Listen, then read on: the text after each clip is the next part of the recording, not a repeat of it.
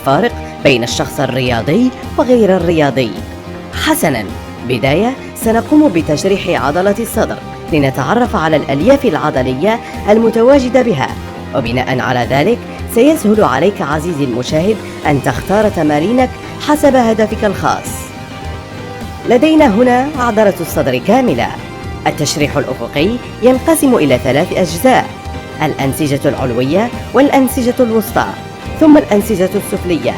أما التشريح العمودي فينقسم إلى قسمين: الأنسجة الخارجية والأنسجة الداخلية. الآن أنت على علم بمكونات عضلة الصدر، فلننتقل إذن إلى شرح كل تمرين والعضلة التي تستهدف بالتحديد. التمرين الأول فلات بنش بريس. هذا التمرين أساسي لجميع الأهداف، فهو يعمل على زيادة سمك عضلة الصدر الوسطى بنسبة كبيرة.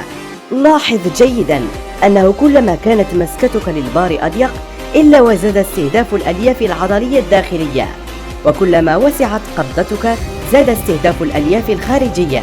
لكن لأسباب تتعلق بالسلامة ينصح مسك البار بقبضة أوسع من عرض الكتفين بقليل كي يقل الضغط على الكتفين، كما وينصح بتجنب جعل الأذرع على مستوى الأكتاف بالنسبة للاعبي اللياقة البدنية أو الفيتنس.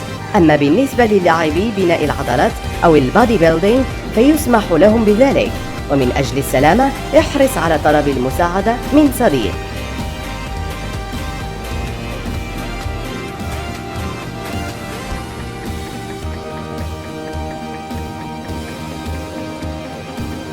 التمرين الثاني دامبل انكلاين بريس.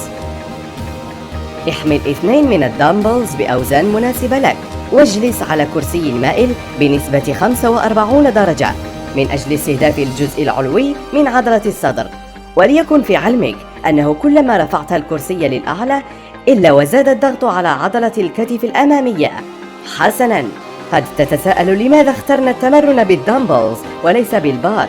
السبب هو كي نستفيد من مميزات كلا التمرينين، فالتمرن بالبار يجعلك تحمل وزناً أعلى من الدامبلز، والتمرن بالدامبلز يمنحك مساراً حركياً حراً، بمعنى أنك عند الصعود بالوزن تشغل الألياف العضلية الداخلية بنسبة أكبر، وعند النزول تفعل الألياف الخارجية، عكس التمرن بالبار الذي لا يوفر لك حرية الحركة ويشغل الألياف العضلية اعتماداً على عرض المسكة التي اخترت في البداية، لكنه يبقى أكثر أماناً. إذا كانت المنطقة العلوية من صدرك هي الأضعف فابدأ بهذا التمرين أولاً، وخذها كقاعدة: دائماً ابدأ بنقطة الضعف أولاً كي تحفز الجسم على تطويرها. على سبيل المثال، لو كان لدينا نقص في عضلة الكتف الخلفية ابدأ حصة الأكتاف خاصتك بالتمارين الخلفية. التمرين الثالث كيبل فلايز. القيام بتمرين الرفرفة بالكيبل يمنحك صدراً ضخماً، حيث أن جميع التمارين التي تتطلب منحاً حركي شبيه بالطيران تقوم بتعريض الصدر.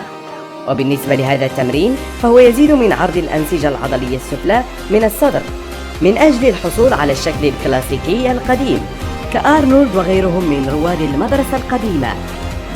وكنصيحة احرص على عمل سكويز أو عصر عند نهاية الحركة لضخ المزيد من الدم للصدر أو ما يصطلح عليه بالبامب.